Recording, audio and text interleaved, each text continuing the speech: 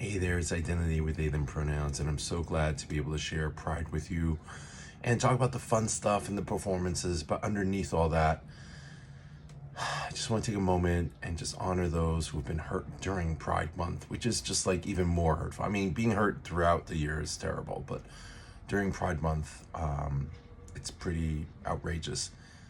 And yet it reminds me how Pride Month started, right? It was Marsha P. Johnson, Sylvia Rivera, many others at the Stonewall Inn in New York City in 1969 on the last Sunday of the month. And that was the start of Pride, right? Start of uprising and going against the system that continuously oppresses people that are part of the queer community.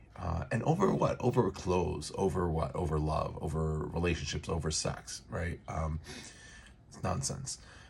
And since then, I remember other times where Pride is going on. We're in Pride Month, and things have happened. Like, you might be very familiar today. You'll hear probably a lot of news. You can follow that if you haven't, but you can follow what happened at the Pulse nightclub in Florida 8 years ago. It was shot up by a terrorist, and and by the way, that nightclub is going to be turned into a memorial. The city has bought it, and the original plans for it to be multi-million dollar isn't quite happening, but there's going to be a memorial there. It's good to know that this terrible tragedy is going to be remembered and honored. We're going to honor those who were lost during the Pulse nightclub shooting through this memorial / museum that's going to happen there. I think that's going to come out in 2028.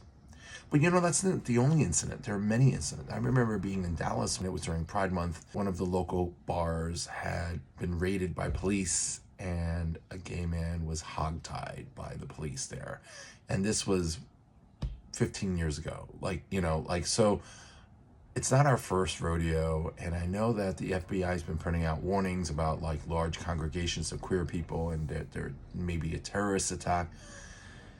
And of course, we all have to do what makes us feel safe. And I encourage that. At the same time, I also continue to go to Pride, even though I walk with a little bit of fear, partly because of this nonsense, but also partly because, walking in heels isn't as safe as isn't a safe walk, at least not for me. I'm still learning to walk in heels. But I go anyway because I want to show that my pride for myself and my community and my love for my community is stronger than my fear.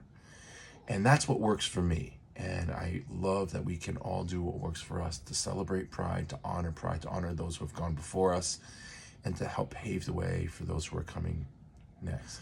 I will see you next at the Bronx Pride LGBT Expo on June 20th. And then I have some other events coming up, like Greenberg Pride I'll be speaking at, and then Tuckahoe Pride. And then we have got more. We got Yorktown and Peekskill. So I'm looking forward to seeing you at all those prides if you're able to make it, or just check out my social medias as you already are. Thanks.